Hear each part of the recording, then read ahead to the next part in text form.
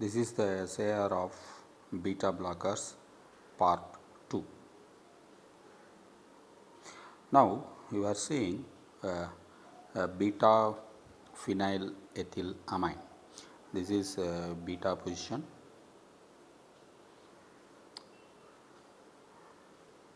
This is beta position and this is alpha position, and with that you have the phenyl group, and this is ethyl group, and this is amine derivative. Now in this the para position chlorine is very important for any agonist activity or even receptor binding, and this is may be needed or may not be needed. So with this dichloroisoproterenol, it is partial agonist because the binding is not that much to create intrinsic activity. That is why this particular compound is partially agonist. So with that dichloroproterenol, it is created a new compound called propranolol, and it is having naphthalene ring. CH2 group is added. We have the methyl ethyl amine group and R configuration compound. So what is the speciality of these structural features? It brings about binding to the beta receptor but does not produce any intrinsic activity and thereby acting as antagonist. Thereby it is acting as antagonist. Also it has a log p value of 3.1, so which means it crosses brain barrier and produce CNS activity.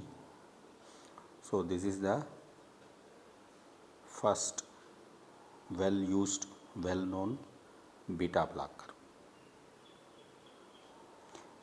In this compound we have retained the OCH2 group, methyl ethylamine group,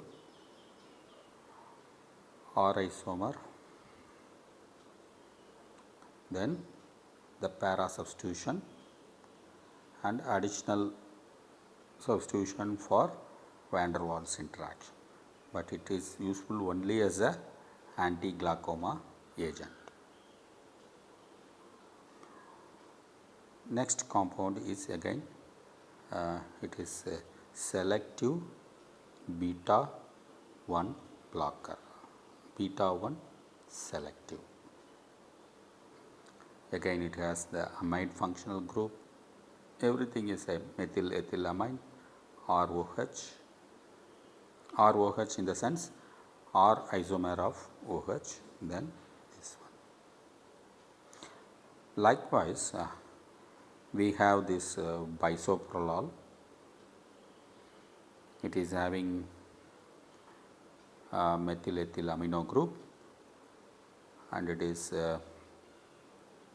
methoxy ethoxy isopropyl group, otherwise methyl ethyl group, then this methoxy, this is ethoxy. Even betazolol is also same. It is having a cyclopropyl moiety, cyclopropyl methoxy, then ethyl group. So all these one are selective beta 1 blocker.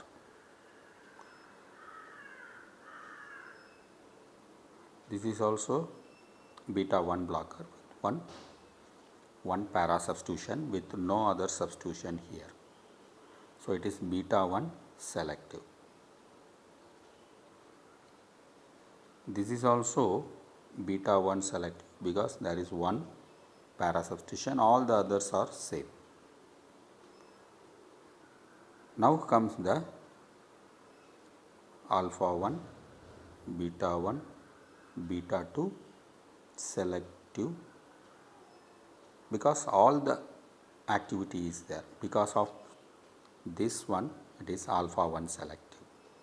This particular group brings about alpha 1 selectivity, and the bigger group also produces selectivity of alpha. So as usual, this one and this one are beta selectivity nature. In the same way, this particular compound is also alpha 1, and this, because of this functional group, it has antioxidant.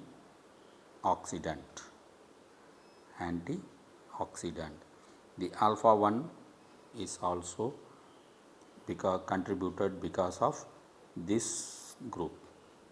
This functional group gives antioxidant activity.